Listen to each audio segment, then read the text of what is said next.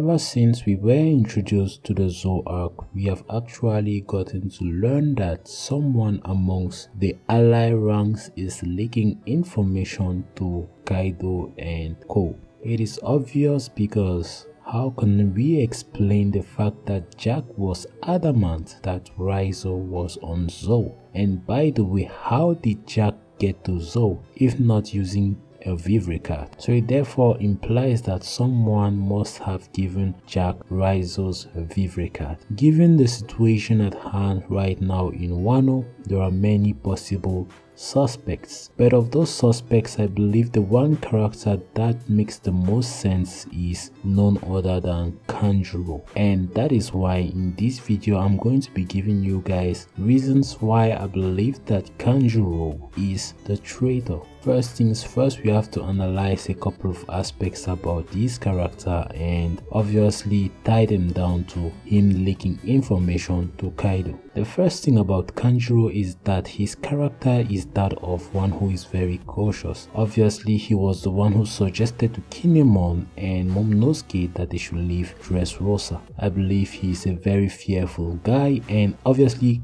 is showcased as one who cares more about his life than others. Certainly, you guys would argue about the fact that he actually gave himself up to enemy soldiers in order to save Kinemon and Momonosuke, but was that really the case? Who did he give himself up to? Obviously, Kanjuro gave himself up to Doflamingo's subordinate, and note that Doflamingo was also a subordinate of Kaido, which actually makes me to raise my headcanon because we are following logic here. It is possible that Kanjuro gave himself up so that he could actually get further instructions from either Kaido or the Shogun. Certainly, this might actually make a lot of sense, but it isn't founded on basic facts, so I'm actually going to restrain from expatiating on that. But there is a very interesting thing about Kanjuro's character. Second is that he actually has a very unique devil fruit ability, and this ability enables him to animate object he draws. Given the distance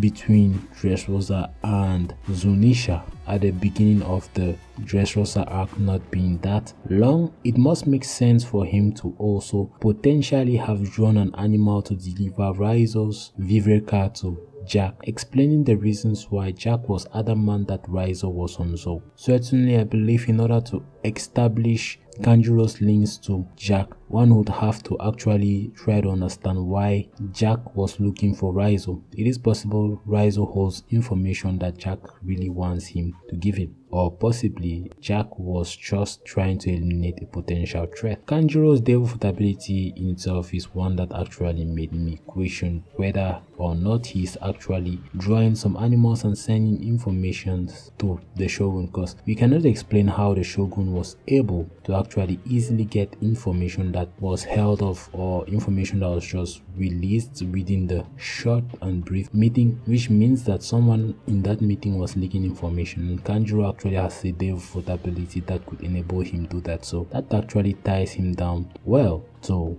being the traitor. The most important aspect of this theory is the fact that when the Straw Hats tried to invade the underground factory in Dressrosa, it appears Kanjuro was really in this factory, but what was interesting was the fact that Kanjuro made it look like he was hiding within the walls, which he was, and fell asleep during the battle. Doflamingo is a very cautious guy, and I think that being as cautious as he was, he would not just let one of the potential characters who could, be a treasure of information about Kaido just be, hiding in the factory like that. So that must mean that possibly Kanjuro was already a subordinate of Kaido and obviously was left to roam free about in the factory. Also note that when they met Kanjuro was not damaged. Although he had been captured, he was not damaged, which means that Kanjuro possibly had given information to Doflamingo. Then obviously,